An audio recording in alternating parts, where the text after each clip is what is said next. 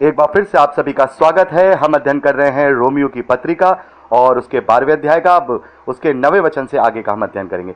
तो अभी हमने देखा कि एक मसीही विश्वासी का आत्मिक सेवा क्या है और वो कैसे प्रभु के लिए अपने आप को एक जीवित और भावता हुआ बलिदान करके चढ़ा सकता है। और यहाँ 9वें वचन से हम देखते हैं वो तमाम जो बातें हैं एक आत्मिकता को बढ़ावा देने के लिए एक आत्मिक व्यक्ति में, एक मसीही विश्वासी में होनी चाहिए, वो सारी चीज़ें यहाँ 9वें वचन से हम पढ़ते हैं। तो पौलुस लिखते हैं, प्रेम निष्कपट हो, बुराई से घृणा करो, भलाई में लगे रहो, भाईचारे के प्रेम से एक दूसरे से स्नेह रखो, परस्पर आदर करने में एक दूसरे से बढ़ चलो। तो ये एक ऐसी चीज है जो एक मसीही विश्वासी में होनी चाहिए कि उसका जो प्रेम है वो निष्कपट हो। निष्कपट प्रेम यानी वो प्रेम जिसमें स्वार्थ ना हो। हम देखते हैं कि हम किसी से प्रेम करते हैं या हम किसी से बहुत ही दीनता के साथ बात करते हैं, बड़े ही पोलाइटली बात करते हैं, क्योंकि हमें उससे कोई काम होता है या फिर वो हमारा कोई बॉस है या जिससे हमें कोई काम निकलवाना होता है। लेकिन हमें उससे भी उसी प्रेम के द्वारा बात करनी है जिससे जो हमारे नीचे है या हमें उससे कोई काम नहीं है या हमें उससे स्वार्थ नहीं है, क्योंकि हमारा जो करैक्टर है वो प्रेम का करैक्टर है, क्योंकि हम प्रेम के द्वारा बचाए गए हैं, अनुग्रह के द्वारा बचाए गए हैं। और परमेश्वर ने अपने प्रेम को इस रीति से प्रकट किया है कि उसने अपने इकलौते पुत्र को भी दे दिया कि जो कोई इस पर विश्वास करे नाश ना हो परंतु अनंत जीवन पाए। तो उसका जब प्रेम निष्कपट है, परमेश्वर का प्रेम निस्वार्थ है और उस प्रेम में भी हमारी ही भलाई छुपी हुई है। परमेश्वर का इसमें कोई स्वार्थ नहीं है। परमेश्वर ने जो अपना प्रेम दिखाया है अपने पुत्र को देकर, वो हमारे ही लाभ के लिए दिखाया है। उसमें भी हमारा ही फायदा है कि हम अनंत जीवन को पाएंगे। परमेश्वर की जो इच्छा है वो भी हमारे लाभ की है कि हम अनंत जीवन को पाएं। तो जैसे परमेश्वर का प्रेम निस्वार्थ है, सच्चा है, शुद्ध है, वैसे ही हम जो उसके मानने वाले हैं, प्रभु यीशु मसीह के पीछे चलने वाले लोग हैं, उनका भी जो प्रेम हो वो निष्कपट हो। ऐसा ना हो कि केवल स्वार्थ के लिए हम प्रेम कर रहे हैं, इसलिए प्रेम कर रहे हैं कि हमें इससे कोई काम निकलवाना है। नहीं, हर एक मनुष्य से, चाहे वो मसीही विश्वासी हो चाहे वो अन्य जाति हो, क्योंकि जो मसीही विश्वासी हैं केवल एक मसीही विश्वासियों को ही यह शिक्षा दी जाती है कि तुम अपने दुश्मनों से भी प्रेम करो, तुम अपने बैरियों को भी क्या करो, उनको आशीष दो। अभी पौलुस आगे यही बात बोलेंगे, क्योंकि परमेश्वर सबसे प्रेम करता है। परमेश्वर चाहता है कि हर एक मनुष्य बचाया जाए, वो सच्चाई को जाने और वो अनंत जीवन पाए, उस गंधक की झील को प्राप्त ना करे जो मैंने शैतान के लिए बनाई है।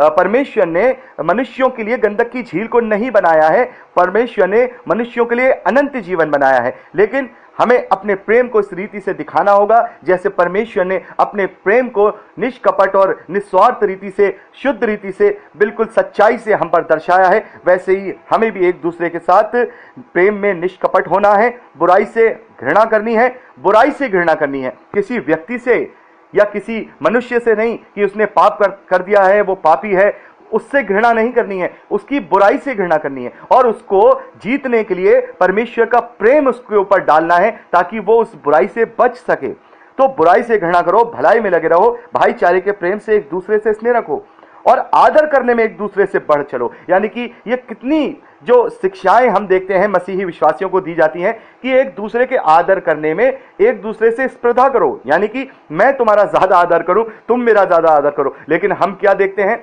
मसीही विश्वासियों में ये चीज पाई जा रही है, केवल अपना ही आदर कराना जानते हैं, दूसरे का आदर करना नहीं चाहते। जबकि प्रभु ने यह कहा कि जो कोई अपने आप को यहाँ छोटा करेगा स्वर्ग के राज्य में उसे बड़ा किया जाएगा, और जो अपने आप को यहाँ इस धरती पर बड़ा करेगा स्वर्ग के राज्य में उसे छोटा किया जाएगा। तो यहाँ पर हमें एक दूसरे का आदर करने में, सम्मान करने में, एक दूसरे से बढ़ करके हमें करना है। यदि किसी ने हमें हमारा ऐसा आदर किया तो हम अपने मन में सोचें कि नहीं, अब हमें इससे भी ज्यादा इसका हमें आदर करना है। यहाँ पर 11वें वचन में पौलुस कहते हैं, प्रयत्न करने में आलसी ना हो, आत्मिक उन्मान में भरे रहो, प्रभु की सेवा करते रहो, आशा में आनंदित रहो, क्लेश में स्थिर रहो, प्रार्थना में नित्य लगे रहो। तो यहाँ पर पौलुस कहते हैं आशा में आनंदित रहो। और आशा के विषय में मैं आपको पहले बता चुका हूं कि एक मसीही विश्वासी की आशा क्या होनी चाहिए। क्योंकि परमेश्वर हमसे ये कहते हैं, परमेश्वर हमसे कहते हैं कि अंत में मैं तुम्हारी आशा पूरी करूंगा। तो एक मसीही विश्वासी की आशा, एक मसीही विश्वासी की इच्छा क्या होनी चाहिए, मैं अनंत जीवन, कि हमें अनंत जीवन प्राप्त करना है।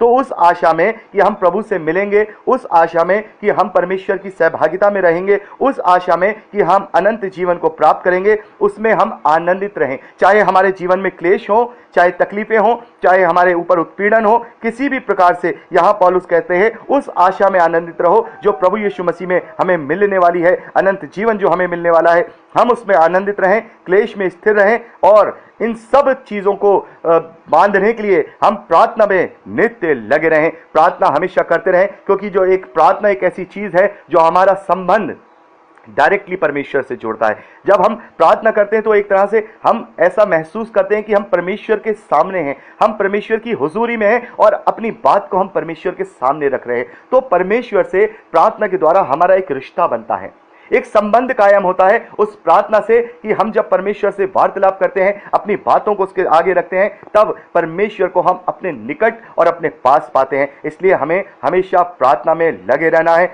पवित्र लोगों को जो कुछ आवश्यक हो उसमें उनकी सहायता करो, पनौहाई करने में लगे रहो। यानी कि जो आपस में जो भाई बहन हैं, जो मसीही विश्वासी हैं, उनको अगर कोई आवश्यक हो, यदि तुम इस लायक हो, उनकी मदद कर सकते हो। कुछ अगर मदद नहीं कर सकते हो, इस लायक नहीं हो, तो कम से कम उनके कंधे पे हाथ रख के उन्हें सांत्वना, उन्हें धीरज और उन्हें इस बात का एहसास हम करा सकते हैं कि वो भाई या वो बहन अकेले नहीं है, बल्कि हम सब एक साथ हैं और हम उसके लिए प्रार्थना भी कर सकते हैं। तो यहाँ पर पनौहाई करने में लगे रहो, अपने सताने वालों को आशीष दो, श्राप ना दो।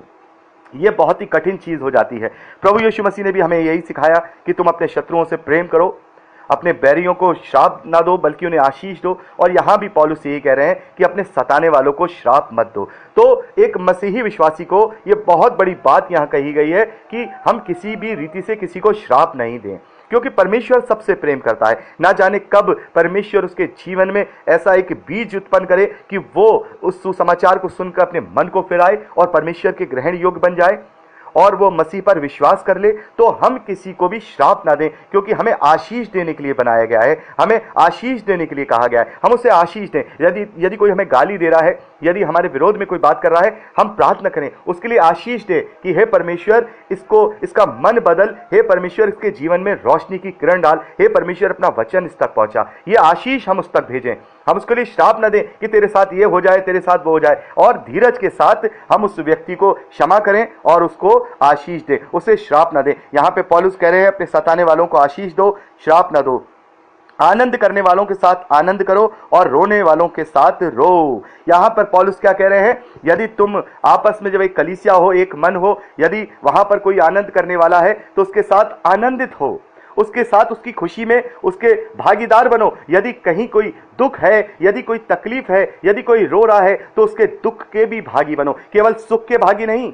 हम देखते हैं कि यदि कोई पार्टी हो रही है, यदि कोई दावत दी जा रही है, कलीसिया में बहुत ज्यादा खाना पीना चल रहा है, तो वहां पे बड़े खुश होकर के वहां पर हम उनके साथ सेलिब्रेट करते हैं, बड़े आनंदित होते हैं और कहते हैं कि हमें तो आनंद करने वालों के साथ आनंद करने के लिए कहा गया है। लेकिन जहां दुख होता है, जिस घर में क्लेश होता है, जिस घर में तकलीफ होती है, जिस घर में परेशानी होती है, हम जानबूझ के उसके घर के मुंह से अपना मुंह फेर के चले जाते हैं। कहीं ऐसा ना हो हमसे कोई पैसा मांग ले, कहीं ऐसा ना हो कि हमसे कोई मदद मांग ले, इस डर से हम उसके घर नहीं जाते। तो क्या हम मसीही विश्वासी हैं?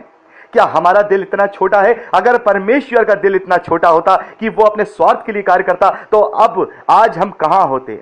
आज हम उस गंधक की झील में होते। लेकिन परमेश्वर ने निष्कपट प्रेम किया, शुद्धता के साथ, सच्चाई के साथ उसने क्या किया? अपने इकलौते पुत्र को दे दिया। कितना बड़ा दाम उसने मेरे और आपके लिए चुकाया है कि हम अनंत जीवन को पा सकते हैं। तो यहां पर जो रो रहे हैं, जो परेशानी में हैं, जो तकलीफ में हैं, उनके पास जाएं, उनके तकलीफ को शेयर करें। क्योंकि यदि हम किसी भी तरीके से उनकी मदद भी ना कर पाए, लेकिन यदि कोई हम तकलीफ में है, हम दुख में है, मान लीजिए मैं ही किसी दुख में हूं, किसी तकलीफ में हूं, यदि कोई मेरा मसीही विश्वासी भाई हो या कोई मेरा दोस्त हो या मेरी पत्नी हो या कोई भी हो, आकर के मुझे धीरज दे, मेरा हाथ थाम ले, मेरे कंधे पे हाथ रखे, मेरे सर पे हाथ रखे, मुझे अपने गले से लगा करके बोले ब्रदर मैं तुम्हारे साथ हूं, मैं प्रार्थना करूंगा, घबराओ मत, मैं वो शांति दे, तो किस अद्भुत रीति से उसे वहां पर हियाव मिलेगा, उसे धीरज मिलेगा, उसे शांति मिलेगी। और जब दुख जो होता है ना, जैसे सुख होता है ना बांटने से बढ़ता है, वैसे ही दुख इसका अपोजिट है। सुख बांटने से बढ़ता है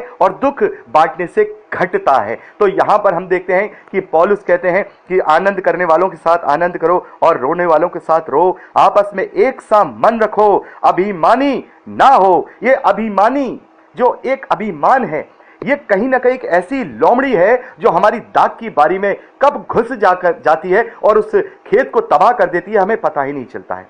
ये एक अभिमान, अपने सुंदर होने का अभिमान, अपने ज्यादा पढ़े लिखे होने का अभिमान, अपने स्टेटस का अभिमान, ये एक मसीही विश्वासी इससे अभी तक पीछे छूट ही नहीं पाए हैं। मैं देखता हूं, अपने आसपास के लोगों को देखता हूं कि वो मसीही विश्वासी हैं, बाइबल पढ़ रहे हैं, वचन को भी जान रहे हैं, सारी चीजें कर रहे हैं, लेकिन उनके मन में अभी भी अभिमान आ जाता है।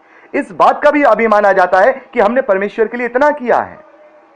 अभिमान होना, यहां जहां जब हम नीति वचन पढ़ते हैं तो वहां पर लिखा है कि मनुष्य के विनाश होने से पहले उसके अंदर गर्व आता है, और इब्लीस का विनाश होने से पहले उसके अंदर गर्व आया, उसके अंदर घमंड आया। तो घमंड जो है वो परमेश्वर की दृष्टि में सबसे घृणित है, और वो घमंड हमारे लिए खुद के लिए ऐसा एक नाशवान हथियार है जिससे हम खुद को नष्ट कर लेते हैं, अपने आत्मिक जीवन को नष्ट कर लेते हैं। घमंड ने ही इस धरती पर पाप लेके आया है, और घमंड ही हमारे जीवन में भी पाप लेकर के आता है। यह अभिमान हमारे जीवन में जो अहम है, ये अगर हम खत्म कर देंगे, अरे देखिए परमेश्वर ने किस अद्भुत रीति से इस अपनी दीनता को प्रदर्शित किया है। प्रभु यीशु मसीह जो सृष्टिकर्ता का इकलौता पुत्र है, वो कैसे एक सराय में जन्म लेता है। उसके लिए पैदा होने के बाद पालना नहीं है, एक चरनी है, पशुओं का चारा खाने वाली एक टोकरी जिसमें उसे रखा जाता है। वो किसी राजा के घर में पैदा नहीं होता, वो किसी बहुत बड़े आलीशान बंगले में पैदा नहीं होता, वो एक गरीब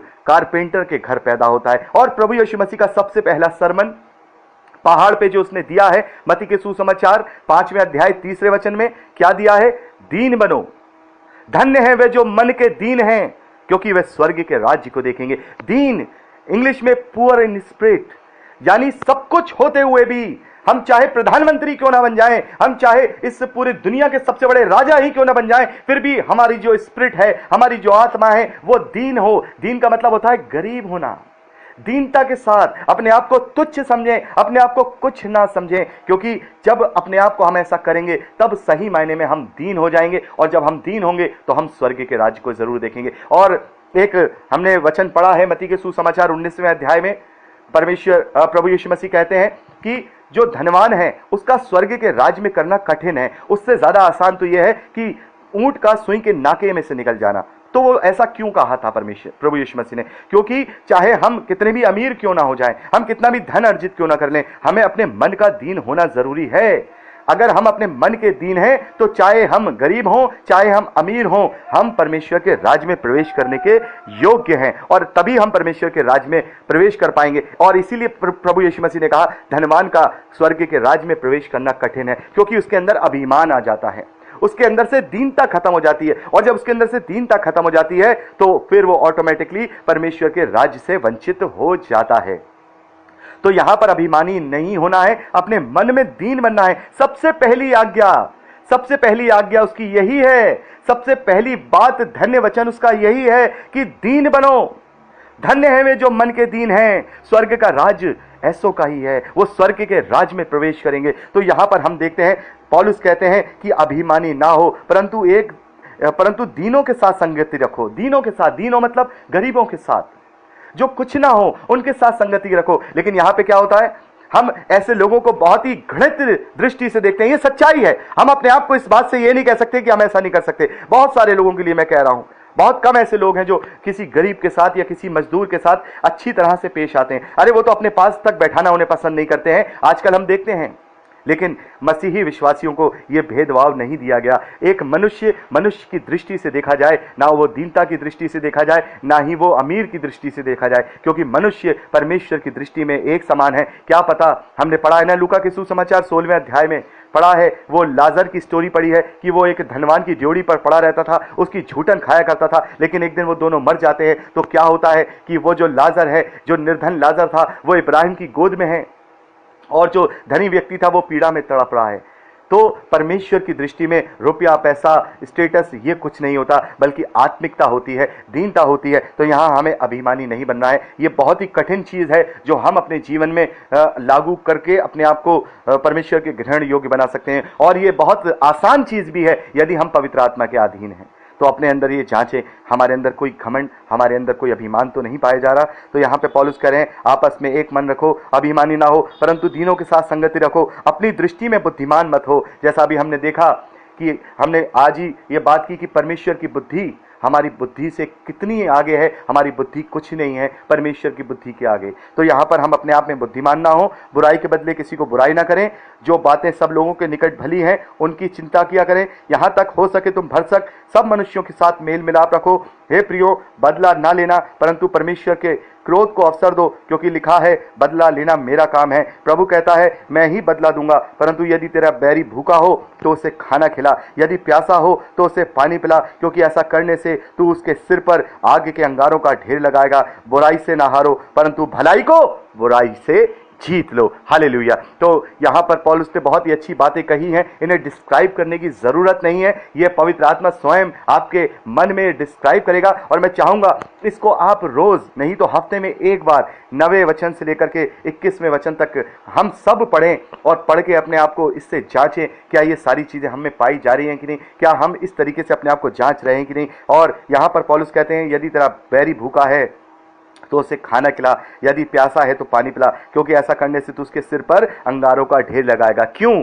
क्योंकि जब वो इस भलाई के बदले में भलाई नहीं करेगा तो फिर परमेश्वर उसका न्याय करेगा। तो यहाँ पर पौलुस कहते हैं बुराई से हारो मत, बल्कि भलाई से, अपने प्रेम से उस बुराई को जीत लो, और ऐसी आत्माओं को जीत लो अपने चरित्र के द्वारा, अपने स्वभाव के द्वारा, कि तुम उसके लिए, उसके खत्तों में भेड़े, उसके लिए फसल जमा कर पाओ। तो यहाँ पर हमने रोमियो की पत्री उसका 12वां अध्याय कंप्लीट कर लिया है, और यहाँ 4 रिकॉर्डिंग हो गई हैं। जैसा मैंने आपको कहा था कि मैं 5 रिकॉर्डिंग भेजूंगा, तो मैं 13वें अध्याय से आगे की रिकॉर्डिंग करूंगा। प्रभु आपको बहुत आयत की आशीष दे। Praise the Lord.